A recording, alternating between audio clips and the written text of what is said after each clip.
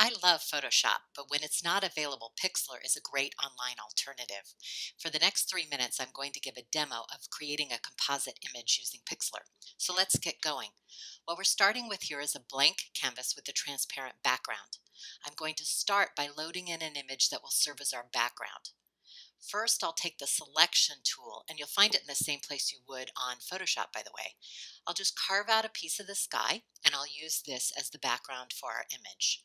So I'm copying it and then pasting it into our blank canvas. You can see now I have two layers. I'm going to add a third layer by adding in our top image.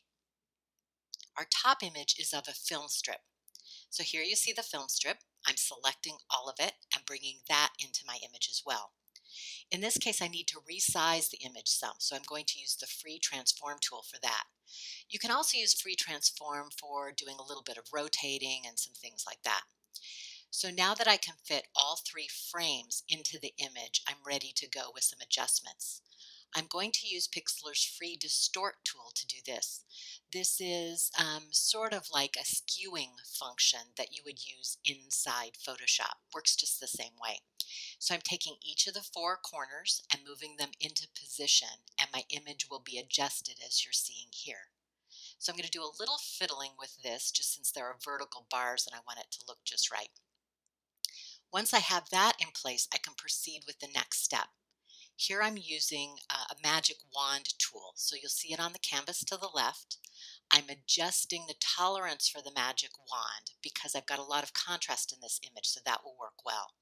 I'm selecting it without the spaces being contiguous, which meant it removed all of the white, not just one box of the white. Okay, so now I'm going to go ahead and add in a third image. This image is going to be sandwiched right in between the two images I was already working with, and that will give me some latitude to be not quite as precise as I would need to be otherwise. So I'm using that same tool that I was dealing with before. I'm going to take the four corners and move it into position. Again, this would be the same as the skew tool in Photoshop. So I've just about got this in place, and so once I have this image done, I can proceed with the other two. And those other two are going to help me tell a full story. So I'm jumping ahead here so you don't have to watch all of it. So now I have all three images. So I am having the background go away temporarily. I've just hidden it. And now I've selected all of the layers that are still visible and grouped them. The reason I'm doing this is because I now want to go ahead and add a shadow. So I'm adding a drop shadow to the film strip with some adjustments around how opaque it is and how big it is. By grouping the image together, it meant I don't have a shadow inside where the three pictures are, which is something I didn't want. I could save the image now. It would still have a transparent background, and if I wanted it transparent, I would use a ping.